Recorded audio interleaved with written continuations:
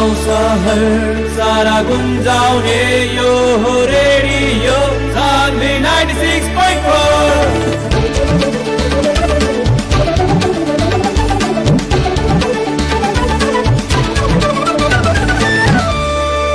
Radio Saanvi 96.4।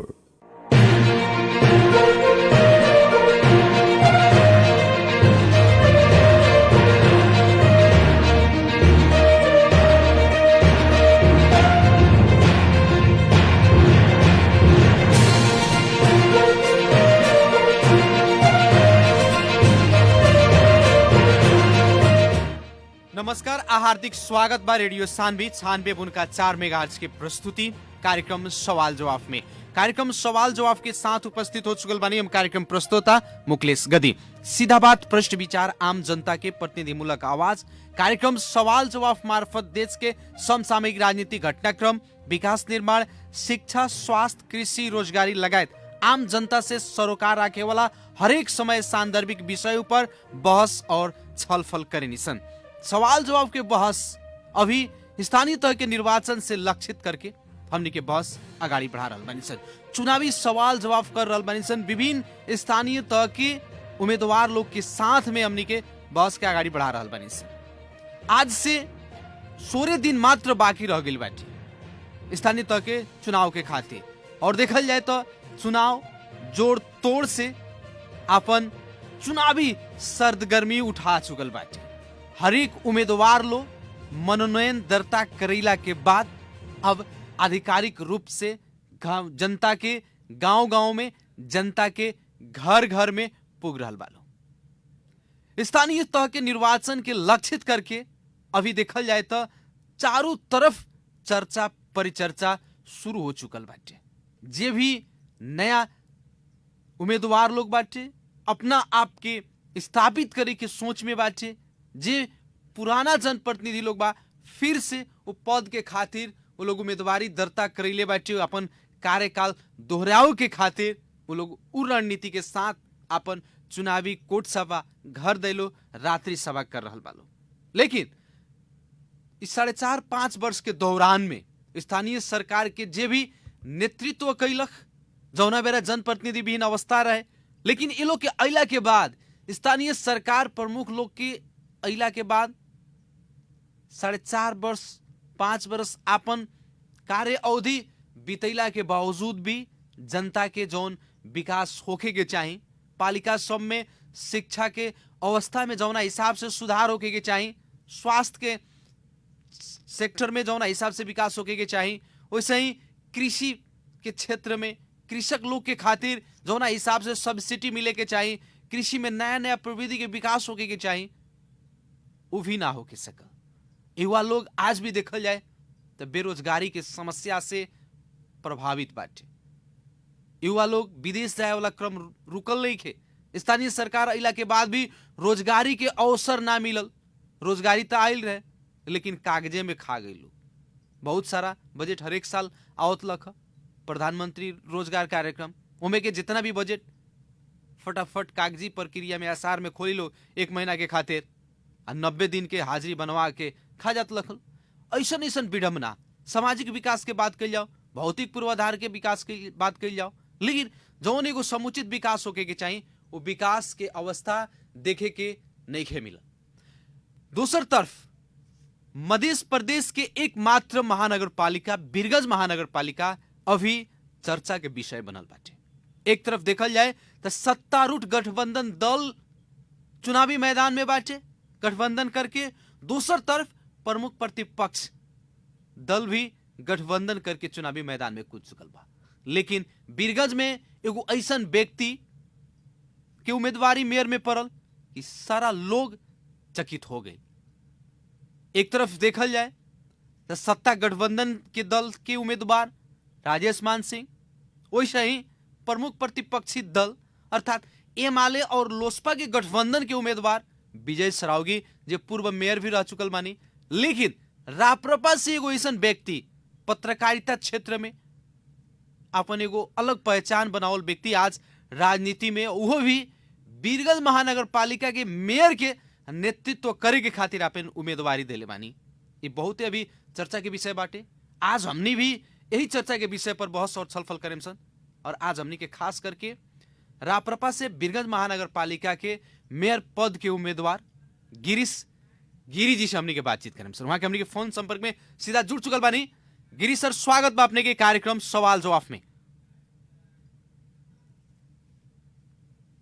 कार्यक्रम सवाल जवाब के आज के बहस और साथ ही साथ हमने भी गिरी जी से तो बात करें सर।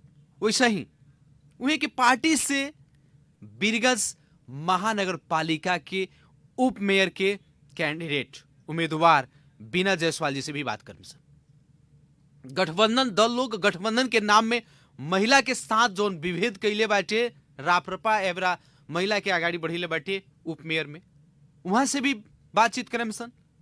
वहां के भी युवा बानी, वहां के का सोच बाटे, वहां की उम्मीदवारी का है। एक तरफ सत्ता पक्ष और प्रतिपक्ष गठबंधन से चुनाव लड़ रहा बा, लेकिन राप्रपा खास करके अकेले चुनावी मैदान में कूदल बाटे। अवस्था का रहे, यहाँ लोग की उम्मीदवारी का है के जनता यहाँ लोग के वोट का है दी, वीरगंज के विकास और समृद्धि के खातिर एजेंडा का बाटे, लगायत विभिन्न विषय पर हमनी के बहुत और छलफल करें सन। और हमनी के फोन संपर्क में बानी राप्रपा से वीरगंज महानगर पालिका के मेयर की उम्मीदवार गिरीश जी। और गिरीश जी, स्वागत बा अपने के कार्यक्रम सवाल जवाब में। बहुत बहुत धन्यवाद बा अपने के। अब जिससे कि खास करके अभी देखल जाए मनोनयन दर्ता के बाद आधिकारिक रूप से हर एक उम्मीदवार लोग अपन चुनावी घर दैलो में कहीं ना कहीं झूम चुकल बाटे। चुनाव कितना के लागल बरुआ के? अब हम खड़ियाइल बानी, मेयर के उम्मीदवारी दिले बानी तो चुनाव लागबे करी। एक तो हम बहुत लेट से हम राजनीति में ना रहनी है, राजनीति से बाहर रहनी है, तो हमरा के एक बैग पार्टी टिकट दे के ई मैदान में हमरा के उतारले बा। तो हम यहाँ अले बानी, तो ओकर बाद में बहुत कम समय भइला के पर से हम अभी बहुत समय बेसी से बेसी समय हम जनता के बीच में अपने के दे रहल बानी, खुद के ले जा रहल बानी। जी गिरीश जी, खास करके देखल जाए कम समय के बाद भी अपने के जो नाम आयल मेयर पद के उम्मीदवार के रूप में एकाएक वीरगंज में एगो नया तरंग पैदा कर दिलक। हम कुछ यहाँ एगो सवाल करे के चाहे कि अपने जैसन व्यक्ति खास करके देखल जाए तो पत्रकारिता क्षेत्र में और बहुत बड़का योगदान और बहुत बड़ा भूमिका रहल बाटे। अपने बहुत दिन से पत्रकारिता क्षेत्र में लागल व्यक्ति एकाएक वो है चुनावी मैदान में कूद गई नहीं, एक कारण का है? देखिए एगो बात कहा कि हम वीरगंज में हमार जन्म भइल बा जी। हम यही हमार माने हम माने पढ़नी हम बढ़नी तो वीरगंज ऐसे कहा कि हमार दिल में हर दिन रहे। लेकिन का भइल कि वीरगंज के जौन तरीका से विकास होके के माने एगो जरूरत रहे उ कहियो ना होके सकल, एक जगह में जाके वो अटक गई। तो ऐसे का भइल कि अब हमरा के का लागे लागल कि रउआ के कहीं से कहीं जाए के बा, रखी ना माने रउआ के एगो दूरी तय करे के बा, लेकिन जौन गाड़ी रउआ रखले बानी उ गाड़ी में लगातार माने ओकर पार्ट पुर्जा खराब हो जाई आ रउआ पार्ट पुर्जा चेंज करत जाए। एगो उ तरीका है कि रउआ पार्ट पुर्जा चेंज करी आ गाड़ी आगे बढ़ाई, आ दूसर तरीका है कि रउआ गाड़िए नया अपन रख ली। तो हमार उम्मीदवारी जौन बा उ नया गाड़ी खतीरा है, जैसन रउआ अपन यात्रा तय करे खतीरा अब ओक्ता गइल बानी पुरान गाड़ी से, आ रउआ सोचनी है कि अब नया गाड़ी से सैर कैल जाओ, नया गाड़ी से तनी माने ये दूरी तय कैल जाओ। तो ये तरह से रउआ अगर सोचेम तो हमार उम्मीदवारी के मकसद माने वीरगंज के नया ढंग से एकर दशा आ दिशा दोनों बदले के बाद ए हिसाब से हमारे उम्मीदवारी हम दिले बानी। यानी कि अपने के कहा नाम की जितना भी पुराना फेस राजनीतिक करता लोग बाटे ओकरा के जनता देख चुकल बाटे, अब नया व्यक्ति नया सोच के साथ ये मैदान में कूदल बाटे और हमरा पास भी विजन बाटे वीरगंज के नया तरीका से आगाड़ी बढ़ाओ के ये सोच से अपने मैदान में कूदने चुनावी मैदान में। एकदम हम ये जौन विजन के बात रहुआ कोई नहीं है, अभी तो उतना संभव ना हुई। अभी कुछ देर के माने एफएम में वो भी हम अभी मोबाइल से बतियाओ तानी रहुआ से, लेकिन कौनो भी अगर बुद्धिजीवी हमरा से बैठे के वो तैयार होखियन तो हम पूरा एकदम से पावर पॉइंट लेके आ ना तो कौनो माने कहीं ना कॉलेज के कौनो ऑडिटोरियम रूम में हमरा के अगर केहू कही कि तोर का विजन बा हमरा हमनी सबके बताओ कह के कही तो हम पूरा पावर पॉइंट प्रेजेंटेशन देवे के हम तैयार बानी। यानी कि खुला बहस करे के खातिर तैयार बानी, वीरगंज के विकास और समृद्धि के खातिर। हाँ, अब रहल बात, जैसे कि बात आ रहल बाटे और अभी जौन स्थानीय तय के निर्वाचन में देखल जा रहल बाटे, एक तरफ सत्तारूढ़ दल के गठबंधन, दूसर तरफ प्रमुख प्रतिपक्ष के गठबंधन, ई गठबंधन के अपने कौना ढंग से देख रहल बानी? देखिए अब हम उ सब विषय में हम कमेंट ना करें, कैसे कि उ अब गठबंधन आ उम्मीदवार के विषय उ कहा कि ओखनी के विषय में हम ना बोले जाए, हम अपन विषय में खाली बोले। कैसे कि हमार बात कहा कि आखिर में गठबंधन करी चाहे कुछो करी, आखिर में न्यायाधीश तो जनता नु है, वोट जनता जेकरा दी उहे नु माने जीती। तो ओसे हमरा के इसे मतलब नहीं है कि हम खाली असगरे राष्ट्रीय प्रजातंत्र पार्टी से माने है लड़ रहल बानी। दूसर तरफ जितना दल बा उ 5 दल 3 दल मिल के उ गठबंधन करके ओखनी के बहुत माने कहीं न एगो माने देखला पर बहुत विशाल एगो ओखनी के आकार बा। तो वो आकार से हमरा के काहे मतलब नहीं है कि देखला पर तो उ आकार ओखनी के बेसी बा, उ गठबंधन कहला पर उ आकार यही तरह उ बेसी हो गई। लेकिन हमरा का कहे के बाकी हमरा ये गठबंधन है कि हम अकेले राष्ट्रीय प्रजातंत्र पार्टी से लड़ल बानी, ई से मतलब नहीं है। जनता के भी ऐसे मतलब ना होके के चाहिए। जनता कैसे कि जनता अगर कौन आदमी वीरगंज के माने स्थिति चेंज करे के उ हैसियत रख रहल बा, उ विषय अगर जनता विचार करी तो उ जनता हमरा के वोट दी। तो ओखनी के ओ बेरी ओखनी के ई ना सोची जनता कि केकरा पाले कितना कएगो पार्टी मिल के गठबंधन बनल बा, चाहे कौन उम्मीदवार माने कहीं न नयका आदमी है, एकरा माने विश्वास कइल जाए कि ना कइल जाए, ई सब तरह के तरीका से हमर ओकर ई तो एगो बात हो गया। दूसर तरफ हम ये भी हम जनता से मतदाता से हम विनम्र निवेदन करे चाहतानी कि हमर जौन बा एक तरफ हमर बाप आ दादा दुनु गोरा के माने बलिदानी भइल बा ई वीरगंज में। हमर दादाजी भी जब वीरगंज नगर पालिका के माने वार्ड अध्यक्ष रहलन, उनकर माने मृत्यु भइल रहे। तो हमर बाबूजी के तो एकदम मेयर रहलन, तो तौने बेर में उनकर माने 3 महीना भी काम करे ना देलक लोग, तो उनकरा गोली मार के मार देल। तो ओकर बाद में कहा कि लोग के मालूम बा कि हमर शरीर में जौन खून बा, हमर बाप के दादा के जौन दौड़ रहल बा, तो ओसे हमर एगो इच्छा बा, एगो सपना बा कि हमर बाबूजी के जौन विजन बा उ विजन पकड़ के हम चली आ वीरगंज के माने हमर बाबूजी के सपना के हम आगे बढ़ाई। ई तो एगो बात हो गई। लेकिन खाली बाप दादा के नाम देला से ना होला, हमर अपन ट्रैक रिकॉर्ड भी देखे खातिर हम वीरगंज के बुद्धिजीवी लोग के हम अनुरोध करतानी। हम चाहे मधेश के मुद्दा हो, मधेश के मुद्दा में भी हम जौन बेरी कहीं ना आज से कम 25 साल पहले माने जब केहू ना रहे मधेश के विषय में बोले वाला, जौन बेरी हम कांतिपुर में जौन लेख लिख ले रहनी है, उ लेख के शीर्षक रहे सद्भावना मधेश र म्याद गुजरेको राष्ट्रवादी सोच कह के इस शीर्षक में हम लेख लिख रहनी है। आज भी केहू जाके उ लाइब्रेरी में जाके देखी तो उ देखे मिली वहां पर। तो वो घड़ी कौनो एगो भी ई देश के कौनो लेखक, कौनो पत्रकार, कौनो नेता माने नेता तो रहे सद्भावना पार्टी उ आवाज उठावत रहे, लेकिन कौनो उ विषय में ना लिखलक। लेकिन हम असगरे एगो आदमी रहनी है जौन हम आवाज उठैनी है, हम एकदम से हम वहाँ पर हम लिखले रहनी है कि ई विषय में अगर गंभीर ना हो राज्य तो हमनी के बहुत दुर्भाग्यपूर्ण अवस्था हुई। देखिए दुर्भाग्यपूर्ण अवस्था हो गई। तो हमार बात कहा कि ई रह गई मधेश के विषय में।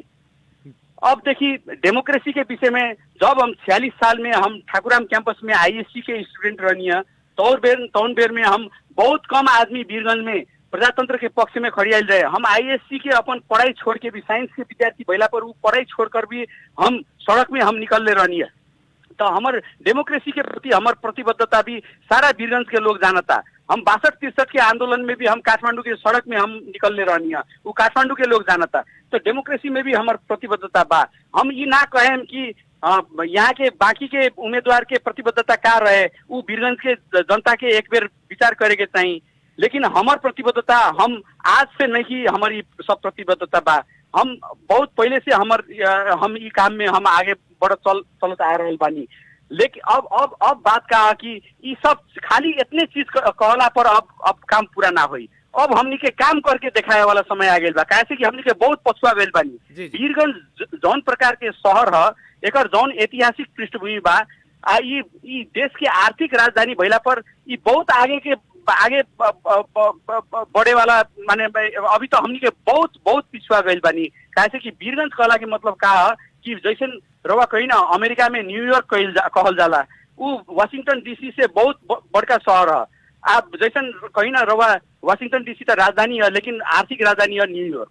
अब कहीं रवा अगर ऑस्ट्रेलिया जाए तो कैनबेरा से बहुत बड़का शहर है सिडनी, कैसे कि वो आर्थिक राजधानी है। रवा अगर चाइना जाए तो बेजिंग से बहुत भारी महत्व बा शंघाई के। अब बाहर के रवा छोड़ दी, खाली बगल में अगर रवा देखें तो इंडिया में जाए तो रवा दिल्ली से कई गुना माने विशाल बा, बहुत महत्वपूर्ण बा बॉम्बे। यही तरह वीरगंज भी माने एकर महत्व बहुत बेसी होके के साथ रहे, लेकिन का भइल कि हमनी के जौन कमजोरी हमनी के माने शहर के भाग्य बदले वाला लोग के यहाँ हम तंका प्रसंग जोड़े के चाहे। वीरगंज एगो ऐसा वीरगंज एगो ऐसा जगह अपने भी कहनी है कि अपने आप में एगो ऐतिहासिक जगह बाटे, और खास करके देखल जाए तो देश के हमनी के नेपाल के आर्थिक राजधानी के रूप में भी वीरगंज के मानल जाला। लेकिन सारा नेता, सारा दल के नेता लोग जौन भी परिवर्तन भइल में वीरगंज एगो अपन अहम भूमिका खेला। लेकिन वीरगंज के जौन हिसाब से विकास करे के चाहिए आज तले क्यों कैलक ना आ भइल ना, एकरा पाछे काहे वीरगंज के साथ बेईमानी भइल? एकदम हम रवा के फेन याद दिलावे चाहता नहीं, एकदम बहुत लंबर समय के बात ना है, खाली 18 बरस पहले के बात है। एगो गोपाल गिरी कहे वाला आदमी खाली 3 महीना खतिरा वीरगंज के मेयर उनकरा के बने के मौका मिलल, खाली 3 महीना जी। 3 महीना भी उनकरा के काम करे के मौका ना मिलल, उनकरा के गोली मार के मुआ देल गई। रउआ आज जाके देखी उनकर जौन विजन बा, उनकर 3 महीना के अंदर में उनकर कई काम जौन रहे, वो काम अगर आज सारा वीरगंज के आज हम जितना जगह जाता नहीं सब क्यों याद कर रहा बा कि अगर वो काम अगर आगे बढ़े के मौका ओकरा के माना हमारे बाबूजी के मौका मिलल रही तो आज वीरगंज के नक्शा परिवर्तन हो गई रही। लेकिन का भइल, वही जगह में जाके 2007 साल माघ 1 गते के दिन वही जगह में जाके जौन जगह में हमारे बाबूजी के गोली मार के मुआ देल गई तौने जगह में जाके वीरगंज अटक गई। आज देखी 2007 साल पुष महीना में ये जौन हमने के यातायात संस्थान के जौन जगह बा घंटाघर से माने कहीं न रवा बगल में इतना बड़का 10 बीघा से बेसी जमीन बा, ये जमीन के नगर पालिका के संपत्ति बनाए वाला हमारे बाबूजी हवन, उनकरे देन है। 2007 साल पुष महीना में नेपाल सरकार तत्कालीन सिरपाँचको सरकार कैबिनेट के डिसीजन से ये नगर पालिका के दियल गई। मालपोत में ये जगह के पास कैला के बाद में हमारे बाबूजी माने बोर्ड के प्रथम बैठक उहे माने बीपी उद्यान प्रस्तावित बीपी उद्यान में बाबूजी हमार बोर्ड भी टांगल हमारे बाबूजी की बीपी उद्यान कह के टांगल हमारे बाबूजी के देन है। लेकिन आज केहू उनका याद नहीं करत वैसे तो हमरा उतना परवाह नहीं है, लेकिन उनकर काम के भी काहे इतना लोग अथी कर रहा बा। 18 साल हो गई आज तक ले एगो पार्क बनाई ना सकल लोग। जमीन भैला पर रवा कहीं ना अपन जमीन भैला पर तो कुछ अगर आदमी ना करी तो कम से कम माटी भर के कम से कम लगाई हो में वो घास लगाए वाला काम भी एक के नहीं करे सक रहा। लेकिन हम अगर आएम तो सबसे पहले हमारे बाबूजी के जौन अधूरा काम बा एगो कहीं ना एगो प्रतिशोध लेके ये लोग हमारे बाबूजी के काम के रोक के रख देले बा। हम अगर आएम तो हम ये सब काम के आगे बढ़ाएम। यानी कि बाबूजी के जौन सपना अधूरा रह गई उस सपना के पूरा करे खातिर फिर से अपने गिरीश जी आ चुकल बानी। हाँ, हमर खाली एगो हम वीरगंज के लोग के हम विनती करे के चाह रहल बानी, ये जौन लोकेशन बा बीपी उद्यान के जमीन के आजू हम वीरगंज के बासिंदा के हम याद करावे चाह रहल बानी। जौन घंटाघर से उत्तर के तरफ से जौन 4 लेन के रास्ता बनल बा, ये 4 लेन के रास्ता के देन के कर काहे से कि वो तो खाली 2 लेन के रास्ता रहे पहले 2060 साल से पहले अगर रवा याद करें तो खाली 2 लेन के रास्ता रहे। 4 लेन के बनल उ तो का भइल कि रेल के जौन ट्रैक गइल रहे उ ट्रैक माने यातायात संस्थान के जमीन नगरपालिका के भइला के बाद में बाबूजी का कहलन कि ई जौन रेलवे ट्रैक बा ई भी अब हमनी के जमीन हो गइल, कह के अब तब उ स्टार्ट कैलन और 4 लेन के रास्ता बनावे के आज उ संभव भइल। उ रेलवे ट्रैक के में जाके 4 लेन के रास्ता के सपना उ साकार भइल। एगो उ काम तो भइल बा कम से कम, लेकिन जौन बीपी उद्यान के काम रुकल बा, हमर कहनाम का कि बीपी उद्यान उ ऐसन जगह में बा उ जमीन, वहाँ अगर कोशिश करेम तो वो जैसन रवा न्यूयॉर्क के सेंट्रल पार्क कहल जाला, जैसन कहीं ना लंदन में रवा हाइट पार्क कहल जाला, यही महत्व के एगो माने एकदम सुंदर बगैचा, एगो सारा वीरगंज खतिरा एगो ऑक्सीजन फैक्ट्री लेखा एगो माने एगो गार्डन रवा बना सकतानी। लेकिन काहे ई लोग ई सब काम ना कैलक, 18 साल हो गए यही तरह रोक के रख देलक। माने ई सब चीज से हमरा के इतना परेशानी भइल कि हम खुद चलैनी माने अब जाके हम देखें, हमरा के अगर वीरगंज के लोग मौका दी तो हमार बाबूजी के ये सब जौन सपना रहे वो हम पूरा करें, आ खाली इतने पूरा ना करें जी, हम वीरगंज के आधुनिक तौर से विकास आगे बढ़ाएं। हम रवा के पहले ही हम निवेदन कर चुकल बानी कि अगर यहाँ के विद्यार्थी लोग, यहाँ के बुद्धिजीवी लोग अगर तैयार बानी तो हम वहाँ लोग के हम 1 घंटा के पावर पॉइंट प्रेजेंटेशन करके हम तैयार बानी कि केंगे हम वीरगंज के आगे ले जाएं। गिरीश जी, अभी तो हरेक पार्टी से जे भी उम्मीदवार लोग बाटे, हर उम्मीदवार आपन आपन चुनावी एजेंडा और प्रतिबद्धता जनता में बता रहल बाटे। हम अपने के से जाने के चाहे, आम वीरगंजवासी जाने के चाहत अपने से कि गिरीश जी के पास का एजेंडा बा वीरगंज के विकास और वीरगंज के समृद्धि के खातिर। एगो बात का है कि एजेंडा विकास आई जौन घोषणा पत्र लिखल जाला नु ई सब फैशन के चीज हो गइल बा एगरी। एकदम हम रवा के फैक्ट बोलतानी, हमर बात बुद्धिजीवी लोग समझेला, हम कह देत बानी रवा के कि ई सब फैशन के बात हो गइल बा। काहे से कि एगो माने औपचारिकता जौन होला ई औपचारिकता पूरा कर देवेला आदमी, लेकिन वो तरीका से ना होला। विकास कहल चीज विजन से आवेला, विजन कहल चीज कहाँ से आई अब रवा के समझ होके के चाहिए, ओकर खतिरा रवा के संसार देवे के चाहिए। हम दर्जनों मुलुक आज गइल बानी, जितना विकसित देश कह के जितना देश आदमी चिनेला उ सब देश हम चाहे पत्रकारिता के माध्यम से हो, चाहे लेखक के माध्यम से हो, चाहे डॉक्यूमेंट्री मेकर के माध्यम से हो, हम कम से कम आज कम से कम कहीं रखी ना कम से कम 2 दर्जन से बेसी 3 दर्जन करीब 3 दर्जन देश हम घूमल बानी, चाहे यूरोप में कहीं, चाहे अमेरिका में कहीं, चाहे पैसिफिक एरिया में कहीं, चाहे हम सिंगापुर में तो रह के हम पढ़ल बानी, हम माने ऑस्ट्रेलिया में हम कुछ साल रहल बानी, माने जापान कहीं हांगकांग सारा देश हम घूमले बानी। अमेरिका तो हम वहाँ देश के अपने के साथ अनुभव बाटे, मंत्रालय के न्योता में जाके हम अमेरिका अध्ययन भ्रमण कैले बानी। तो ये सब चीज के हमर जौन अनुभव बा इस सब अनुभव के मिला के हम अपन जन्म भूले के परिवर्तन करे के चाह रहल बानी। हम पहले ही कह देनी कि हम ई ना कहेम कि माने स्कूल हम ऐसा करेम वैसा, हम पहले ही कह देले बानी कि जौन बेरी हम त्रिजुत हाई स्कूल में पढ़त रहनी वो बेरी वीरगंज के सबसे धनी आदमी से लेके सबसे गरीब आदमी आ सबसे शक्तिशाली आदमी तत्कालीन नारायणी अंचलाधीश के बेटा भी हमारे साथे में पढ़ल रहे, हमनी के एक बेंच में बैठ पढ़त रहनी है।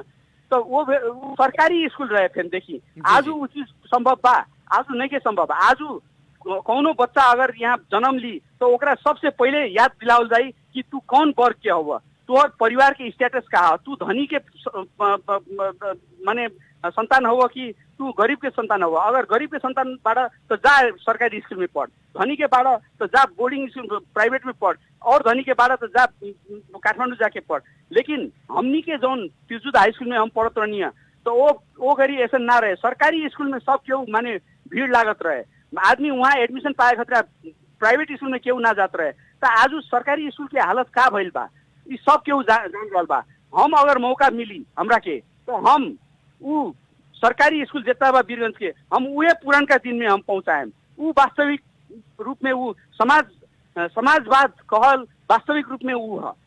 हम वास्तविक रूप में हम वीरगंज के समाजवादी एगो शहर, एगो समुन्नत शहर, एगो माने संसार के एक से एक शहर से कंपटीशन लेवे वाला शहर के रूप में ऊ तो अब 5 वर्ष के भीतर में तो ऊ कंप्लीट माने ये सब चीज तो ना होके सकी। माने काहे से कि नेता जे तरह बोली वो तरह बोले खतरा हम अभ्यस्त नहीं की, काहे से कि हम तो पत्रकार हैं, हमरा के तो फैक्ट्री रह के बोले के पड़ी। लेकिन अगर हम वो चीज पूरा ना भी कर सकें तो कम से कम इंफ्रास्ट्रक्चर में हम काम करें, पूर्वाधार में हम काम करें, ताकि अगर हम ना सकें तो हमार बाद में केहू अगर जनप्रतिनिधि आई तो वो कम से कम वो काम के आगे बढ़ाई, वीरगंज के समुन्नत शहर के रूप में आगे जाए। जी, अब वीरगंज के शिक्षा की भी बात कहनी, स्वास्थ्य के बात कही जाओ, कृषि रोजगारी लगायत विभिन्न भौतिक पूर्वाधार लगायत सड़क नाला हरेक दृष्टिकोण से अपने के प्राथमिकता में रही। एकदम एकदम। अब रहल बात हम सब इसे मतलब रउआ जौन कहनी है स्वास्थ्य, शिक्षा, कृषि, रोजगारी, पूर्वाधार सब चीज कहा कि ये विजन के चीज है। रउआ माने एगो कहीं ना एगो माने कुछो काम करें तो ओमे राउर विजन जाके जुड़ेला। माने कहीं ना एगो पोखरी बा, पोखरी के रउआ माने कहीं ना चारों ओर से रउआ कंक्रीट पिटवा देम तो वो भी एगो विजन है। वो पोखरी के रउआ तोप देम वो भी एगो विजन है। माने कहीं ना वो पोखरी के रउआ माने केंगे माने कहीं ना माने सिंगापुर के जोन बोटानिकल गार्डन के बीच में जोन पोखरी बा ओमे तो कंक्रीट नहीं के पिटवाल, लेकिन यहाँ के कंक्रीट पिटवाल पोखरी से बहुत निमन लौकेला उ। तो ए तरीका से अगर रउआ सोचल जाई तो वो भी एगो विजन है। माने विकास कहल चीज विजन से निकलेला। हमार कहना का कि विजन हर एक व्यक्ति के अनुसार फरक बाटे। एकदम एकदम। हमनी के का चाहिए कि अब हमनी के वीरगंज जितना पिछुआ के बा वो पिछुआ गए। अब हमनी के इस सब चीज छोड़ के पूरा नया स्टार्ट करेगा। वही से राउर प्रश्न में राउर इंटरव्यू में हम सबसे शुरुआत में कहनी है कि राउर गाड़ी कमजोर बा, एकर पार्ट पुर्जा एकदम बिगड़ल जा रहा बा। रउआ अब उहे पार्ट पुर्जा के बना के चलावे के फेर में बानी, चाहे वो पार्ट पुर्जा चेंज करे के फेर में बानी। उ अपन उ दिमाग जौन लगा रहल बानी ओमे हमरा कुछो नहीं के कहे के। लेकिन हमर जौन उम्मीदवारी बा ई पार्ट पुर्जा फेरे वाला चीज ना, ई गाड़िए बदले वाला चीज है। हम गाड़ी बदले वाला विजन लेके आयल बानी, यानी कि नेतृत्व परिवर्तन के पक्ष में बानी। अपने पुराने नेतृत्व ना चाहिए, अब की बात विकास के प्रति विजन परिवर्तन के पक्ष में बानी हम। जी, जब तक नेतृत्व परिवर्तन कोनो बड़का बात ना है जी, विकास के प्रति विजन परिवर्तन वो बड़का बात है। यानी कि विजन वाला व्यक्ति दृष्टिकोण आवे के फरल राजनीति में तबे जाके विकास और समृद्धि संभव बाटे। हाँ, अब रहल बात जैसे कि खास करके देखल जाए वीरगंज महानगर पालिका जौन हमनी के मध्य प्रदेश की एगो मात्र महानगर पालिका, आर्थिक दृष्टिकोण से देखल जाए तो आर्थिक राजधानी मानल जाला। वैसे ही मुख्य प्रवेश द्वार वीरगंज के मानल जाला, लगायत विभिन्न ऐतिहासिक एकरा पास पृष्ठभूमि बाटे। ऐसन जगह के मेयर पद के प्रत्याशी बानी, उम्मीदवार बानी अपने, और खास करके देखल जाए तो एक तरफ पूर्व मेयर जी बानी, दोसर तरफ राजेश मान जी ऐसा व्यक्ति लोग बाटे, और तीसर तरफ अपने अकेले चुनावी मैदान में कूद चुकल बानी। जनता अपने से का अपेक्षा राखी या जनता गिरीश जी के वोट काहे दी, एक बार और बताओ जाओ। हम पहले ही कह दिले बानी, देखिए अब माने पार्ट पुर्जा चेंज कइल जाई कि गाड़िए बदलल जाई। अब एकर भी हम एगो उदाहरण दे रहा बानी रउआ से। माने जैसन हमनी के वीरगंज के सबसे बड़का समस्या में से एगो डुबान के समस्या बा। अभी डुबान के समस्या केंगे समाधान कल जाए। अब रउआ जाके अब जौन हम पार्ट पुर्जा चेंज करे वाला जौन सिद्धांत के रउआ अगर कहें तो वो का कही कि माने जितना कंक्रीट स्ट्रक्चर बन रहा बा और फिर जाके हमनी के कंक्रीट स्ट्रक्चर में जाई कह के माने एगो नाली बनावल जाई, चाहे बांध बांधल जाई, चाहे कुछो कइल जाई, चाहे ओमे डोजर लगावल जाए। माने कंक्रीट स्ट्रक्चर के हिसाब से उनके माने वो पार्ट पुर्जा चेंज करे वाला वो आइडिया हो गए। लेकिन हम जौन तरीका से सोच रहल बानी वो कंक्रीट स्ट्रक्चर में खाली अब निर्भर भइला पर ना होई। हमनी के पिता पुरखा लोग के तरीका से माने इस समस्या के समाधान कैले रहे। हमनी के वीरगंज में एक समय में यहाँ माने पोखरी बहुत ज्यादा रहे, तो वो पोखरी कहीं ना वो पोखरी के का होला कि वो बरखा में जौन बेसी पानी जौन जमेला वो पोखरी का करेला कि वो पानी के लेवल मेंटेन करेला। आप ओसे का होला कि वो जौन ग्राउंड वाटर जौन बा वो ग्राउंड वाटर रिचार्ज होकेला। ग्राउंड वाटर अगर रिचार्ज हो जाए तो वो सूखा में काम आई, राउर वो पानी के लेवल जमीन के अंदर वाला पानी के लेवल वो बेसी नीचे ना जाए, वो ओसे वो रवा फायदा हुई। वो बाद में जाके सूखा मौसम में वो पोखरी के काम पानी जौन रही वो भी रवा यूज करे सकता नहीं। बरखा में वो पोखरी कंट्रोल करी। तो ये तरीका से हमनी के बाप दादा लोग माने ई प्रविधि में रहे। हमनी के आजू का कर देनी है, पोखरी सब तोप देनी है। हमनी के जितना बचल बा वो पोखरी के भी कंक्रीट से चारों ओर से हमनी के घेर देनी है, स्विमिंग पूल लेखा। तो अब जाके क्या हो गई कि अब जैसन कहीं ना हमारे घर के पीछे माने इतना बड़का वो माने हमनी के सिमसार कहीं ने वो अंग्रेजी में ओकर वेटलैंड कहल जाला ओकरा के, माने कहीं ना दलदल रवा बुझे खतिरा दलदल बहुत बड़का दलदल रहे हमारे घर के पीछे। तो वो दलदल के प्रकृति में बहुत भारी काम बा। तो आज का भइल कि वो दलदल के पूरा तोप के ओकर ऊपर से पक्की पिटवा देल गई ताकि माने वो टेम्पू पार्क बनावल जाओ। तो वो टेम्पू पार्क बनावे खातिर पक्की पिटवाल गई बा। तो ओसे का भइल कि जौन दलदल के कारण चलते जौन पानी जौन वो एब्जॉर्ब करत रहे वो बंद हो गई। आ कंक्रीट के जौन स्ट्रक्चर जौन बनावल जाला वो भी हमनी के ढंग से बनावे ना सकनी है। उतना ज्यादा ऋण हमनी के लेनी है माने एडीबी से, एशियाली विकास बैंक से। अब वो ऋण हमनी के अपन जेब से देवे के पड़ी। वो नगर पालिका तो नानू दी, वो तो हमनी के लेल टैक्स से वो पैसा एशियाली विकास बैंक के दी। तो वो का भइल कि जितना वो खरबों रुपया के जौन लगानी भइल वो तो पानी में डूब गई। हमनी के तो डुबान के समस्या तो जही के तही बा। तो हमार नाम कहा कि अब हमनी के सोचे के पड़ी कि जैसन हमनी के नया प्रविधि भी सोचे के पड़ी। अब परंपरागत रूप से कौन चीज कारगर रहे यहाँ उस चीज के भी हमनी के विचार करके वो हिसाब से अब माने सीवेज स्टोर वाटर मैनेजमेंट खतरा हमनी के वहाँ से भी हमनी के दिमाग लगा के पड़ी। ये सब चीज कहा कि ये सब विजन है। हम जैसन रवा के कहनियन कि ये गाड़ी रवा माने पार्ट पुर्जा चेंज करें कि गाड़िए बदलें। हमार उम्मीदवारी है गाड़ी बदले खतिरा। ये सब विजन चेंज करे खतिरा जौन काम हो रहा बा उ तरीका से ना कैसे कि कार्य सफलता ना मिलल हम जी। अब हमनी के फरक तरीका से ये सोच जौन हमार बा यही तरह हम माने कल्पना अनुमान करके नहीं के कहल बानी। आज से करीब 1 महीना पहले न्यूयॉर्क टाइम्स संसार में सबसे बड़का पत्रिका मानल जाला। वो न्यूयॉर्क टाइम्स में एगो सप्लीमेंट निकलल रहे आवर फ्यूचर सिटी कह के।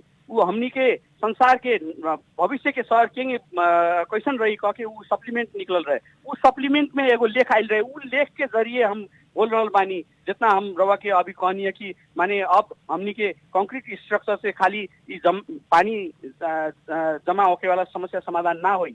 हमनी के प्रकृति के साथ भी जाए। प्रकृति कहला के मतलब जौन हमनी के बाप दादा लोग माने पोखरी से माने कोई ना प्राकृतिक हिसाब से भी ओकर मैनेजमेंट वो सब भी सोचे के पड़ी।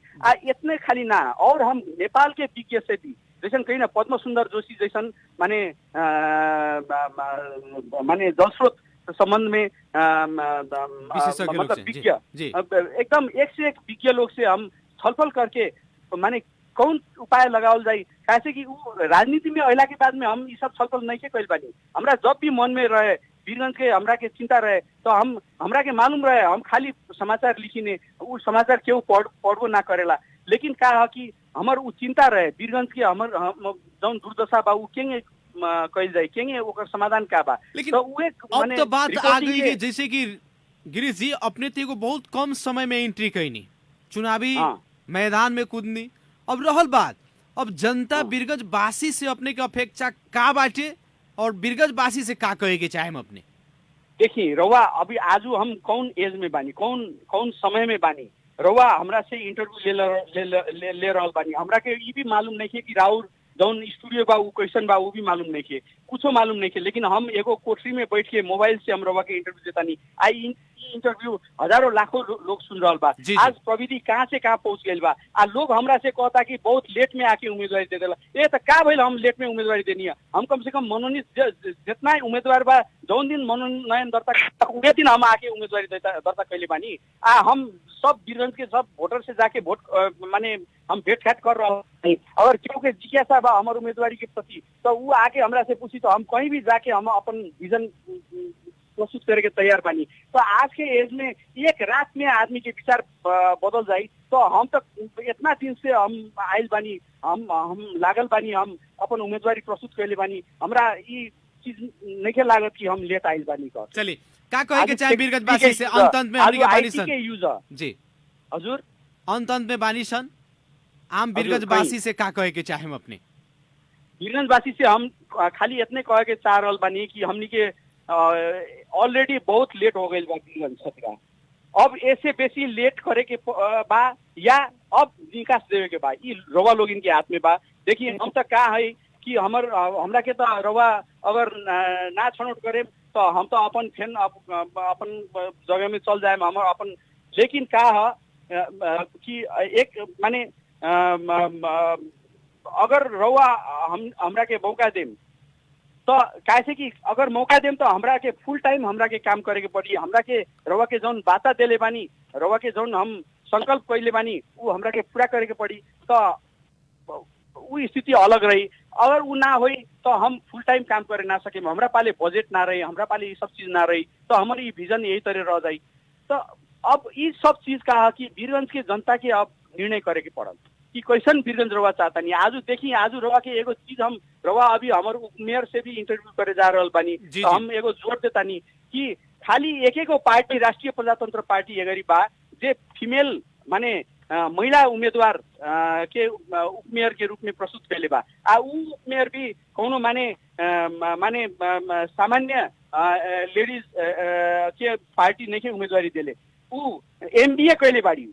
देखिए ऐसा माने योग्य ऐसा रवा एक बार रवा इंटरव्यू लेम तो रवा के भी मालूम पड़ी माने ऐसा योग्य ऐसा विजन वाला महिला हमनी के पाले हमनी के बेटी। देखिए हमनी के पतो ये वीरगंज के बेटी ये वीरगंज के पतो ऐसा योग्य माने महिला के राष्ट्रीय प्रजातंत्र पार्टी उनकर भी पृष्ठभूमि राजनीति के बाद देखी गोकुल कुर्मी के वो माने पतो बानी उनकर के। तो देखी इस तरीका से रवा देखी हमनी के एगो विजन के साथ हमनी के आयल बानी। अब ये सब चीज रवा लोग इनके पसंद करें कि माने उहे पाठ पूजा चेंज करके चाहे उहे पाठ अपने के का लाग रहल बाटे, अपने के वीरगंजवासी प्रति कितना विश्वास बाटे गिरीश जी? गाड़ी चेंज करें, गाड़ी चेंज करे के बाद तो हमनी के बानी यहाँ। जी अपने के कितना विश्वास लाग रहल बाटे कि अब की बार वीरगंजवासी अपने लगन के विश्वास करी और जरूर परिवर्तन ले आई? बहुत बहुत विश्वास बा। कहा से कि वीरगंजवासी कहला के मतलब ऊ कौनो माने कहीं ना कौनो छोट मोट जगह ना है, ऊ महानगर के वासी है। ऊ नगरवासी हमनी के लड़का रहनी है तो वो घड़ी नगरवासी रहनी है। आज तो वीरगंज के बासिंदा कहला के मतलब ऊ महानगरवासी है। महानगरवासी भइला पर अपन सोच अपन विचार अपन जौन माने विश्लेषण करे के जौन क्षमता बा ऊ भी महा होके के पड़ल। तो ऊ हमरा विश्वास बा कि हमनी के वीरगंज महानगर भइला पर यहाँ के बासिंदा भी महानगर बासिंदा बा सब लोग, ऊ लोग महा विचार करके ऐसो इलेक्शन में एगो ऊ पुरानका गाड़ी ना पुरानका पाठ पूजा ना बल्कि नया गाड़ी के माने छनौट करी वीरगंज के लोग, ये हमार विश्वास बा। चलिए बहुत बहुत धन्यवाद कार्यक्रम सवाल जवाब के खातिर अपन समय देनी। बहुत बहुत धन्यवाद रवा के भी जी नमस्कार। छुटे के आदरणीय जन समुदाय कार्यक्रम सवाल जवाब के बहस और छलफल खास करके अभी देखल जाए हमने के स्थानीय तह के निर्वाचन से संदर्भित रह के बहस और छलफल कर रहल बानी सन और ओमे भी वीरगंज महानगर पालिका जौन एगो अपने आप में ऐतिहासिक जगह बाटे। आर्थिक रूप से देखल जाए चाहे ऐतिहासिक रूप से देखल जाए वीरगंज के जौन स्थान बाटे आज मध्य प्रदेश के एकमात्र वीरगंज महानगर पालिका बाटे और ये महानगर पालिका के नेतृत्व करे के खातिर अभी जौन रस्साकसी चल रहा बाटे, एक तरफ सत्ता गठबंधन दोसर तरफ प्रमुख प्रतिपक्षी दल लोग के गठबंधन, एक गठबंधन के बीच में ऐसन उम्मीदवार लोग आइल बाटे जे एकाएक चर्चा के विषय बनल बाटे। राप्रपा से जे उम्मीदवार गिरीश जी वैसे ही वहां के उप मेयर के उम्मीदवार जे बानी बीना जायसवाल जी, वहां लोग के चर्चा एकासी बाटे। गिरीश जी पत्रकारिता छोड़ के नया सोच के साथ वीरगंज के विकास करे के खातिर वहां नेतृत्व लेवे के खातिर आइल बानी। वैसे ही देखल जाए तो बीना जी के भी अपन एगो विजन बाटे सोच बाटे, वहां के जी वहां के का सोच और विजन से बानी हमने के वहां से बातचीत करें सन। और सबसे पहले कार्यक्रम सवाल जवाब के आज के बहस और छलफल के खातिर हमने के फोन संपर्क में ले आ रहल बानी सन वीरगंज महानगर पालिका के उप मेयर के खातिर उम्मीदवारी देहल बीना जायसवाल जी के। बीना जी हेलो बीना जी यहाँलाई स्वागत छ कार्यक्रम सवाल जवाफमा। धन्यवाद। मेरो न्यानो अभिवादन जनतालाई पनि। कतिको चुनाव लागेछ यहाँलाई? चुनाव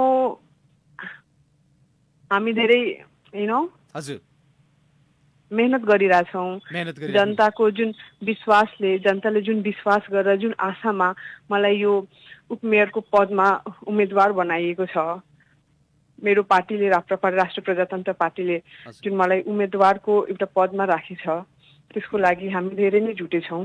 हजुर, तपाईको चुनाव उम्मेदवारी लागेकै छ। हजुर, तपाईको उम्मेदवारी किन, के का लागि? मेरो उम्मेदवारीको कुनै खास कारण छैन। हजुर, भन्नु नै हो भने मलाई त लाग्छ कि हामी अभावमा बाँचिरहेछौँ र हामीलाई अभावमा बस्ने र बाँच्ने बानी पो परिगएछ। मलाई जहाँसम्म लाग्छ कि तपाईँले सोधेको सवाल नै गलत भयो। बरु मलाई यो सोध्नु न कि महानगरपालिकालाई कसरी व्यवस्थित बनाउन सकिन्छ। यसरी यो सवाल सोध्दाखेरि मलाई धेरै खुसी लाग्थ्यो होला। तर तपाईले जुन उम्मेदवारी दिनुभएको छ, हरेक दलका उम्मेदवारहरूले यतिखेर कुनै न कुनै एजेन्डा, कुनै न कुनै प्रतिबद्धता के साथ आफ्नो सोच र भिजन का साथ उम्मेदवारी दिनुभएको छ। हाम्रो बिनाजी पनि एउटा शिक्षित उम्मेदवार हुनुहुन्छ, पढे लेखेको मान्छे हुनुहुन्छ। तपाईसँग के सोच छ, तपाईसँग के भिजन छ यो वीरगञ्ज महानगरपालिकाको विकास र समृद्धिका लागि? हजुर, म आजको नारी हुँ। मेरोमा हिजोको संस्कार र आजको आधुनिकता पनि छ। म स्वतन्त्रमा विश्वास गर्छु, स्वतन्त्रता बाँच्न खोज्छु र डेमोक्रेटिकमा विश्वास गर्छु। म चाहन्छु कि मेरो जनताहरू पनि भोलि म उपमेयरमा पराजित भएपछि मेरो जनताहरू पनि डेमोक्रेटिक वेले बसोस्, आफ्नो हक अधिकारको लागि लडोस् र पाओस् उनीहरूले। त्यो मेरो विश्वास छ कि म उनीहरूको हक अधिकार जे छ, स्पेसली हाम्रो नारीहरूलाई उनीहरूलाई चिनाउनु पर्यो, उनीहरूको हक अधिकार के छ। र जुन एजेन्डाको कुरामा भन्नुभयो, हाम्रो अभियसली लङ टर्म भिजन छ। हाम्रो यो महानगरपालिकालाई कसरी एउटा नयाँ रूप दिने। बरु म भन्छु कि तपाईँ हाम्रो जनतामा अपिल गर्नुहोस्, यो महानगरपालिका मलाई दिनुहोस् र त्यसपछि तपाईँ हिजोको महानगरपालिका र आजको महानगरपालिकामा फरक पाउनु हुनेछ। र भन्नु नै हो भने म तपाईँले के शिक्षा, स्वास्थ्य, सैनिटेसन, हाम्रो इन्फ्रास्ट्रक्चर, गरिबी या बेरोजगारीको कुरा गरौँ, यो भन्ने होइन, गरेर देखाउने कुरा हो। हामी शिक्षाको तर्फतिर म गएर तपाईँलाई अलिकति संक्षेपमा भन्छु। यदि वीरगञ्जवासीले तपाईँलाई वीरगञ्ज महानगरपालिकाको उपमेयरमा जिताए, तपाईँलाई उपमेयर बनाए भने तपाईँ वीरगञ्जलाई के दिनुहुन्छ? चाहे त्यो शिक्षाको सवाल होस् या कृषि रोजगारी होस् या भौतिक पूर्वाधार विकास निर्माणको होस् या सामाजिक विकास, हरेक सेक्टरमा तपाईँको योगदान के रहनेछ? म इक्जाम्पल स्वरूपमा आफै कुरा गर्छु। आजभन्दा 10 साल पहिला जति एजुकेसन डेभलप हुनुपर्ने त्यति थिएन। म आफै पनि एउटा हाम्रो जुन इन्डियन इम्बेसी छ त्यहाँबाट एकदमै स्ट्रगल गरेर, एकदमै कुरेर, आफ्नो 1 साल जति व्यर्थ गरेर अनि एउटा हायर एजुकेसनको लागि म कोसिस गरेर धेरै नै स्ट्रगल, धेरै नै कठिन पाराले आफ्नो समय गवाएँ। 1 साल आफ्नो गवाएर आफ्नो एउटा हायर एजुकेसनको लागि, जुन हायर एजुकेसन एउटा क्वालिटी एजुकेसनको चाह हुन्छ, त्यसको लागि मैले इन्डियासम्म पुगेर आफ्नो शिक्षा ग्रहण गरेर आएँ। म भन्छु कि हामीलाई शिक्षा एकदम चाहिरहेछ। यो हाम्रो यङ जेनेरेसनलाई शिक्षा, नयाँ तरिकाको शिक्षा चाहिरहेछ। त्यो शिक्षा हामी आफ्नो देशमा किन दिन सकिरहेको छैन? म आफ्नो नेताहरूसँग, आफ्नो सरकारसँग म एउटा मेरो क्वेसन राख्न चाहन्छु। जुन हायर एजुकेसन, जुन टेक्नोलोजिकल शिक्षा आइसकेको छ आज दुनियाँमा, देशभरिमा, संसारमा, त्यो हामी आफ्नो नेपालमा किन दिन सकिरहेछ? त्यसको लागि यति स्ट्रगल गरेर हामी किन अर्को विदेशतिर, अरू देशतिर गएर हामी आफ्नो शिक्षा गर्नु परिरहेछ? त्यो स्ट्रगल मैले बुझेको छु कि एउटा गुणस्तरीय शिक्षाको लागि कतिसम्म मेहनत गर्नुपर्छ। आज अवस्था यस्तो छ हाम्रो देशमा कि जुन मध्यम वर्गको फ्यामिलीहरू हुनुहुन्छ, परिवारहरू हुनुहुन्छ, उहाँ चाहनुहुन्छ कि मेरो छोराछोरीहरू गएर राम्रो शिक्षा आर्जन गरोस्। बरु म आज गार्जियन उनीहरूको के सोच्छ कि बरु मैले शिक्षा पाएको छैन, त्यस्तो मलाई मेरो विचार त्यस्तो आएको छैन, तर मेरो बच्चा बच्चीहरू कि राम्रो शिक्षा पाओस्, उनीहरू आफ्नो लाइफमा केही गएर ठुलो काम गरोस्।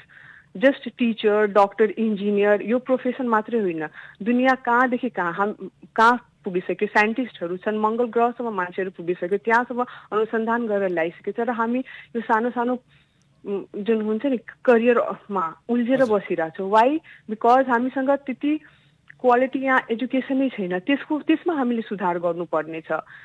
जुन यो एम्बेसीले जुन सरकारले हामीले एउटा स्कलरसिपमा शिक्षा दिनुपर्ने हो, आजको अवस्था के छ मलाई थाहा छैन, तपाईँलाई थाहा छ कि छैन। त आजको अवस्था यस्तो छ कि इभन जुन लायक विद्यार्थीहरू छन्, टपर्सहरू छन्, 80-90% ल्याएर उनीहरू बसिरहेछन्, जेन्युन विद्यार्थी, उनीहरूले पनि मौका पाइरहेको छैनन् कि उनीहरू गएर स्कलरसिपमा हायर एजुकेसन बाहिरबाट गरेर आओस्। किनकि सब करप्टेड भइसकेको छ। Everything is corrupted. विदाउट पैसा काहीँ पनि कुनै पनि बच्चाहरूले अवसर पाइरहेको छैन। यो नम्बरको त भ्यालु नै रहेन। नम्बर इन द सेन्स जुन पर्सेन्टेज, जुन ग्रेड लिएर आउँछन् हाम्रो विद्यार्थीहरूले, राम्रो स्कुल प्राइभेटबाट या फिर सरकारी स्कुलको नै कुरा गरौँ, जुन योगदान विद्यार्थीहरू छन् उनीहरूले मौकै पाइरहेको छैन। मौका कसरी पाइरहेछन्? मेहनत गरेर उनीहरू आफ्नो नम्बर ल्याइरहेछन्, ए ग्रेड नम्बर लिइरहेछ, बट मौका पाइरहेको छैन। त्यसको बदलामा उनीहरू स्कलरसिप चाहिरहेछ भने उनीहरूलाई के चाहियो त? पैसा चाहियो, डोनेसन चाहियो। Why donation? जब उनीहरू काबिल छन् आफ्नो अर्को देशमा पनि गएर, र हाम्रो देशमा त्यति गुणस्तरीय शिक्षा छैन, उनीहरू डिफ्रेन्ट फिल्डमा थरीका आफ्नो करियर्सहरूमा गएर आफ्नो जुन शिक्षा आर्जन गर्न चाहिरहेछ त्यसमा पनि डोनेसन किन दिनु परिरहेछ? किन लाख पैसा तिरेर उनीहरूलाई गएर शिक्षा आर्जन गर्छ? त्यो हामी आफ्नो देशमा व्यवस्था किन गर्न सकिरहेको छैनौँ? तर कुरा यहाँ आइरहेछ, यो त देशको हाम्रो समग्र देशको कुरा भयो। आफ्नो देशमा तर बिनाजी, हामी चाहिँ केन्द्रित वीरगञ्ज महानगरपालिकाको एज एउटा तपाईँ उपमेयरको उम्मेदवारी दिनुभएको छ। वीरगञ्जको लागि, वीरगञ्जको विकासको लागि, वीरगञ्जको जनताको लागि तपाईँसँग के एजेन्डाहरू छन्? त्यसमा हामी फोकस गरौँ। शिक्षा, स्वास्थ्य, एजेन्डा मेरो यही छ। मेरो एजेन्डा यही छ कि शिक्षा अलिक गुणस्तरीय होस्, पाउनै पर्ने विद्यार्थीहरूले जुन चाहिँ लायक छ, काबिल छन्, मेहनती विद्यार्थीहरू छन्, उनीहरूलाई स्कलरसिप दिएर, जतिको लायक छन् त्यस्तो स्कलरसिप दिएर हामी उनीहरूलाई राम्रो क्वालिटी हायर एजुकेसन हामी दिउँ। त्यसपछि स्वास्थ्यको सेक्टरमा गयो भने हस्पिटललाई एउटा सेनिटाइजेसन, प्रपर सेनिटेसन हुनुपर्ने हो कि होइन? मेडिसिन जुन जति हामीलाई औषधि चाहियो, यो होइन कि अब हामी वीरगञ्जकै कुरा गरौँ। वीरगञ्जमा अलिकति सिरियस केस हुँदाखेरि कि काठमाडौँ कि इन्डियातिर रेफर गरिन्छ पेसेन्टहरू।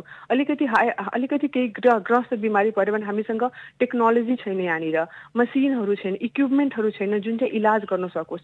कतिपय त डक्टरहरू पनि हामी त्यो हाई लेभलको सर्जनहरू पाइँदैन हाम्रो वीरगञ्जमा। हस्पिटलको अवस्था यस्तो छन्, सानोतिनो त क्योर हुन सक्छ, तर अरूको लागि डक्टरहरू सिधै रिफर गर्छ काठमाडौँ जाने। अब त्यो काठमाडौँ पुग्दासम्म कि प्लेनले जानु पर्यो? जुन मध्यम वर्गको व्यक्तिहरू छन्, बसले आफ्नो गाडी गयो भने के हुन्छ कि कतिको त्यहाँ जान पनि जाने अवस्था हुन्छन्। त यस्तो सिचुएसन, यो एकदम दुःखद सिचुएसन छ हाम्रो वीरगञ्जको, हाम्रो नेपालको पनि भनौँ। त यस्तो जुन इक्विपमेन्ट्सहरू छन्, जुन डक्टरहरू छन्, हामीले के भयो त एकदमै क्वालिफाइड डक्टरहरू लिएर आउनु पर्यो। यो इक्विपमेन्टहरू सरकारले मुहैया गराउनु पर्यो जुन चाहिँ इलाज हामी सजिलै पाराले आफ्नै देशमा, आफ्नै सहरमा गर्न सकौँ। सेनिटाइजेसनको प्रपर यहाँनिर व्यवस्था हुनु पर्यो।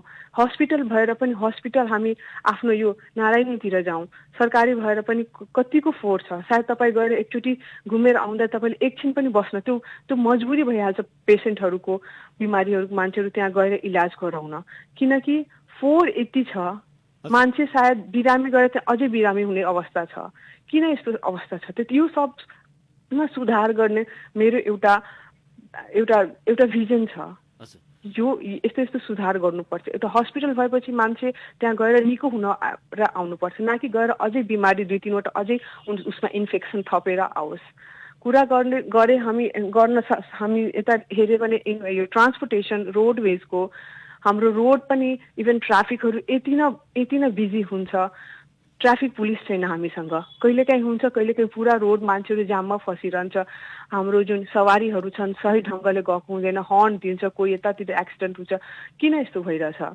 हर्न दिएर पनि मान्छेहरू साइड लाग्दैन, मान्छेले थाहा छैन कि कुन साइडबाट हिँड्नु छ, कुन साइडमा गाडीलाई दिनु छ। 2 वेजको भएर पनि मान्छेहरू त्यो उल्लङ्घन गरेर हिँडिरहन्छ, सवारीलाई साइड दिँदैन, या फिर कुन पार्किङ छैन, प्रपर पार्किङ छैन। यो सबको व्यवस्था मिलाउनु पर्यो, अनि मात्रै गएर एउटा जुन प्रपर डेभलपमेन्ट भन्ने कुरा आउँछ हाम्रो वीरगञ्जमा, र यो सब गरेर सुधार आउनेछ। इभन खानेपानीतिर गयो भने खानेपानीको व्यवस्था हाम्रो छैन। पैसा तिरेर सरकारी धाराहरू सबले लगाएछन् आफ्नो आफ्नो घरमा, तर त्यो पैसा तिरेर पनि उनीहरूले जुन स्वस्थ खानेपानी हुन्छ त्यो खानेपानीको व्यवस्था छैन। विदाउट फिल्टर हामी खानेपानी त्यहाँ खानै सक्दैनौँ। मान्छेहरूले ढुकढुकी लागिरहन्छ, रोग त्यो डर लागिरहेको हुन्छ कि यो पानी खायो भने भोलि हामीलाई के रोग लाग्छ हुन्छ। कहिलेकाहीँ त पुरा कालै पानी आउँछ। यस्तो अवस्था किन छ? सरकारले कमसेकम हाम्रो देशलाई के भनिन्छ कि हाम्रो देशमा भरपूर नदी नालाहरू खोलाहरू छन् जहाँबाट हामीले त्यो हाइड्रो पावरले हाम्रो आफ्नो पानी स्वस्थ पानी निकालेर खान सक्छौँ, तर त्यसको पनि केही व्यवस्था छैन। ल वीरगन्जमा त अलिकति अवस्था ठिकै छ, जे भए पनि पानी भरपूर पाइरहन्छ, तर अर्को हाम्रो राजधानीमा गएर हेर्नुहोस्, काठमाडौँमा पानीको कति समस्या छ। मान्छे थपी पानी जोगाएर 4 दिन 5 दिन अनि त्यसरी युज गर्छन्। यो सब कुरामा सुधार ल्याउने अत्यन्तै जरुरी छ। अर्थात् वीरगन्जभित्र रहेका शिक्षाको सवालमा जति पनि विकृति छन्, कमी कमजोरी छन्, स्वास्थ्यको क्षेत्रमा होस् वा कृषि रोजगारी लगायत यावत क्षेत्रमा भएका कमी कमजोरीहरू समस्याहरू समाधान गर्नका निमित्त तपाईले आफ्नो उम्मेदवारी दिनुभएको छ। हजुर। अब रह्यो कुरा, तपाईँ एउटा शिक्षित व्यक्ति, अहिलेको नेपालको राजनीतिको कुरा गर्दाखेरि तपाईँ आफ्नो सेक्टर परिवर्तन गर्नुको उद्देश्य चाहिँ के? बाध्यता हो कि तपाईँ आफ्नो रहरले वीरगन्जको नेतृत्व गर्नका लागि आउनु भएको छ? म यहीको छोरी हुँ। एउटा मध्यम वर्गको परिवारबाट पले बढेको, शिक्षा आर्जन गरेर हायर लेभलसम्म शिक्षा आर्जन गरेर इन्डियाबाट गएर आफ्नो म 8-9 साल मेहनत गरेर आफ्नो शिक्षा आर्जन गरेर आए यहाँनिर आफ्नो देशमा केही गर्नको लागि। रहर त थियो, रहर एकदमै रहर थियो पहिल्यैदेखि। सानैदेखि वीरगन्जमै पले बढेको छोरी हुँ म हेर्दै आएको छु कि वीरगन्जको अवस्था कस्तो थियो, कस्तो हुनुपर्ने। यो हाम्रो वीरगन्जले एउटा इन्डस्ट्रियल एरिया, इन्डस्ट्रियल सहर भनेर मानिन्छ, तर बिस्तारै बिस्तारै के भइरहेछ भने जुन इन्डस्ट्री, जुन फ्याक्ट्रीहरू, कम्पनीहरू बढ्नु पर्यो त्यो के भइरहेछ कि त स्थगित छन् कि त घट्दै गइरहेछन्। कतिपय जुन कम्पनीहरू, जुन फ्याक्ट्रीहरू चलिरहेको थियो त्यो बन्द हुँदै गइरहेछ। मान्छेहरूलाई इम्प्लोइमेन्ट, रोजगारी नपाएर उनीहरू अरू देशमा पलायन गर्न गइरहेछ। मजबुरी आफ्नो परिवारलाई, आफ्नो बच्चा बुच्चीहरूलाई छोडेर यो यङ जेनेरेसनहरू गाउँतिर तपाईँ गएर हेर्नुभयो भने म्याक्सिमम परिवारको के हुन्छ कि एक्लै बसिरहनुहुन्छ। आमा बुहारीहरू बसिरहन्छ, बच्चा बुच्चीहरू एक्लै बसिरहन्छ। उनीहरूको घरमा जुन पुरुष हुन्छ उनीहरू हुँदैन। 3 साल 4 साल 5 साल उनीहरू कि त मलेसिया, कतार कता गएर पेट पाल्नु परेको छ। त्यहाँ गएर उनीहरू 24 घण्टा 12 घण्टा 16 घण्टा काम गरेर पनि के भइरहेछ कि जुन उनीहरूको जुन आम्दानी हुन्छ त्यसले पनि उनीहरूको के भइरहेछ कि परिवार पाल्न गाह्रो भइरहेछ। त्यस्तो अवस्था किन छ हाम्रो देशमा? किन हामी आफ्नै देशमा एउटा कृषि प्रधान देश हामी भन्छौँ, तर कृषिमा पनि के छ कि सुधार छैन, भरपूर छैन कि मान्छेहरू इभन कृषि, आफ्नो एग्रिकल्चर जुन कृषि छ त्यो पनि गरेर आफ्नो फ्यामिली, आफ्नो जुन इन्कम लेभल छ त्यसले हाई, अलिकति माथि उच्च स्तर गर्न सकोस् र आफ्नो परिवारलाई राम्रोसँग पाल्न सकोस्। हाम्रो कृषि सेक्टरमा पनि आइरहेछ भने तपाईले वीरगन्ज महानगरपालिकाको उपमेयरमा उम्मेदवारी दिनुभएको छ। वीरगन्जवासीले खासमा हेर्दाखेरि एकातिर सत्ता गठबन्धन दलहरू लडिरहेछन्, अर्कोतिर प्रमुख प्रतिपक्षी दल पनि गठबन्धन गरेर गइरहेछ। उनीहरूको मेन कमजोरी कहाँनिर छ भन्ने महिला उम्मेदवार दिएका छैनन्, तर पनि पुरुषहरू उपमेयरमा लडिरहेछन्। यस्तो अवस्थामा तपाईले उम्मेदवारी दिनुभएको छ, कतिको विश्वास छ जनता तपाईलाई वीरगन्जवासीले भोट दिन्छन्? जुन यो गठबन्धन भइरहेछ, गठबन्धन भएको कुराले पनि मलाई त्यति चित्त बुझे छैन। किन भन्ने नै हो भने किनभने गठबन्धनले के गर्छ? गठबन्धनले केही राम्रो कुरा गरे छैन। नारीहरूले जुन हाम्रो योग्य नारीहरू थिइन्, पहिलेदेखि एक्सपिरियन्स नारीहरू थिइन्, जुन हाम्रो महिलाहरू उनीहरू राजनीतिकमा एक्सपिरियन्स भएको, उनीहरूमा आँट भएको, उनीहरूमा स्किल भएको, नलेज भएको नारीहरू जुन हाम्रो हुनुहुन्थ्यो उहाँहरूले सिट पाउनु भएन। यो हेरेर मलाई दुःख पनि छ, दुःख छ। म एक्लै उम्मेदवार भएर मलाई त्यो कुरा खुसी छैन। जो चाहिँ एकदम काबिल छ उनीहरूले हक पाउनु पर्ने हो, उनीहरूलाई पनि उम्मेदवारी दिनुपर्ने हो। म एक्लै भएर मलाई उहाँहरूलाई भोट किन? हजुर त्यसो भए बिनाजीलाई भोट किन तपाईँले वीरगञ्जवासीले भोट दिने? म यो भन्न चाहन्छु कि मत किनेर होइन, मत मागेर पाइन्छ। हजुर हजुर। मेरो नेताजीहरूसँग म भन्न चाहन्छु तपाईँको नेताजीहरूसँग कि उहाँहरूसँग कार्यकर्ता बढी होला, मसँग जनता बढी छ।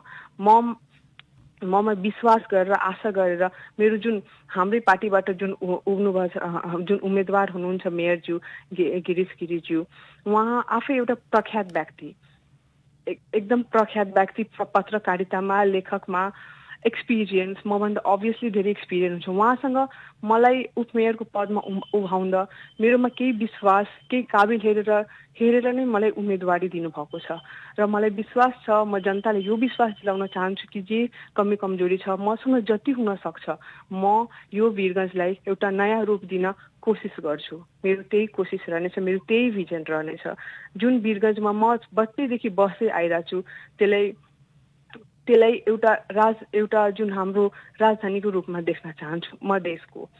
त्यसलाई अझै विकास भएको देख्न चाहन्छु। म यो चाहन्छु कि मेरो यहाँको जुन भाइ बहिनीहरू छन् उनीहरूले पढ्नको लागि, केही कुरा सिक्नको लागि, नयाँ कुरा सिक्नको लागि बाहिर नजानु परोस्, यहीँ सिकेर यहीँ काबिल भएर यहीँनिर आफ्नो जुन स्किलहरू छ त्यसलाई निकालेर यहीँनिर रोजगारी ल्याओस्। यो वीरगञ्जलाई अझै ठुलो बनाओस्, अझै नयाँ बनाओस्, अझै आधुनिक बनाओस्। मेरो विजन यही रहेछ। हजुर, जाँदै बिनाजी आम वीरगञ्जवासीसँग के भन्न चाहनुहुन्छ? एकदम सर्टमा, हामी कार्यक्रमको एकदम अन्ततिर आइसकेका छौँ। म यो भन्न चाहन्छु कि तपाईँले पनि देखिरहनु भएको होला कि घर आँगन सफा गरेर राख्नको लागि पुरुषभन्दा धेरै एउटा महिलाको योगदान हुन्छ, एउटा महिलाको इच्छा हुन्छ। जति महिलाले एउटा घरलाई सफा, म्यानेज र सुरक्षित राख्न सक्छ त्यति सायद पुरुषको योगदान हुँदैन। त म आफ्नो यो महानगरपालिकालाई सफा गरेर देखाउने छु, सुन्दर बनाएर देखाउने छु, जुन चाहिँ जनताहरूले गर्व गर्छन् कि एउटा जुन नारीलाई उहाँहरूले मतदान दिएर ल्याउनुहुन्छ, उहाँहरूले त्यो नारीमा गर्व गर्नुहुन्छ, एकदमै गर्व गर्नुहुन्छ। र मेरो लास्टमा जनतासँग यो अपिल हुन्छ कि भ्रष्टाचार नियन्त्रणको लागि, सुशासन र सेवा प्रवाहको लागि, गुणस्तरीय शिक्षाको लागि, स्वास्थ्य र सामाजिक सुधारको लागि र सफा र एउटा हरियाली महानगरपालिका हाम्रो वीरगञ्जको लागि मलाई मतदान दिनुहोस्। जय नेपाल, जय राष्ट्र। धन्यवाद। आदरणीय जनसमुदाय, कार्यक्रम सवाल जवाब के आज के बहस और छलफल खास करके अभी वीरगंज के मेयर और उप मेयर की खातिर उम्मीदवारी देहल राप्रपा के तरफ से गिरी जी और बीना जायसवाल जी से हमने के बहस और छलफल करनी है। वहाँ लोग नया फेस, नया सोच के साथ वीरगंज के मेयर और उप मेयर में उम्मीदवारी दिले बनी। वहाँ लोग के सोच का बाटी, वहाँ लोग के जनता वोट कायदी लगायत विभिन्न विषय पर बातचीत करनी सन। कार्यक्रम सवाल जवाब के आज के बहस और छलफल सुननी एक अपने लोग के बहुत बहुत धन्यवाद के चाहे। विशेष धन्यवाद प्राविधिक मित्र अनर्जित यादव जी के देते हुए कार्यक्रम सवाल जवाब के आज के बहस और छलफल से हम मुकलेश गदी विदा चाहत पारी। नमस्कार।